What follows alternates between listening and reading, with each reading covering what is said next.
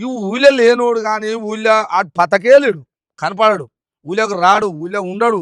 అయినా ఇవాళ సర్పంచ్ ఎలక్షన్లు వచ్చేవరకల్లా నేనున్నరా మునగాన్ని, నేనున్నరా అని సుట్ కేసులతోటి వస్తారట.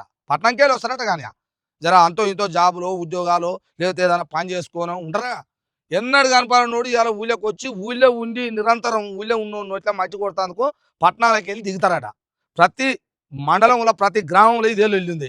చాలా మంది నాకు ఫోన్లు చేసి ఏం తాత ఇట్లా అవుతుంది ఇట్లా అవుతుంది అంటే, ఇప్పుడు పార్టీని పట్టుకొని ఊళ్ళో ఏలాడుతుంది చూడరా.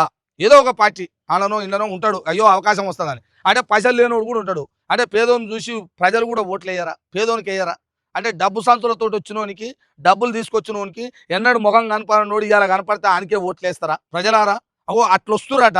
అట్లాంటి వాళ్ళని ప్రజలు కూడా ఊళ్ళో ఉన్న నాయకులు కూడా ఊళ్ళో ఉన్నోని చూసి ఎంచుకోవాలి. యువతకు, కొత్త యువతరానికి, యువకులకు జర అప్పజెప్పాలి, యువకులను నిలబెట్టాలి. ఎందుకంటే 4 పనులు ఏమైనా ఉన్నా ఊరు కోసం చేస్తారు, చెప్పినట్టు వింటారు. నలుగురు పెద్ద మనుషులు ఏకమై చెప్పేటట్టు చేయండి. అటువంటి వాళ్ళని ఎంచుకోండి, మంచిగా ఉంటుందని ఈ తలవారు తాతగా నేను చెప్తున్నా. మీరు కూడా ఆదరించాలి. అటువంటి వాళ్ళకు ఏమంటారు సపోర్ట్ చేయాలి. కానీ ఈ దొంగలకు వచ్చిన వాళ్ళకు చూసి పైసలకు అది ఇదో చేయొద్దు. ఇలాంటి రాజకీయాలు చేస్తే అది లంగ రాజకీయాలు అవుతాయి. అవి బయటికి తరిమి కొట్టాలని మీకు తెలియజేస్తున్నా. చూస్తూనే ఉండండి మీ తలవారు తాత టీవీ.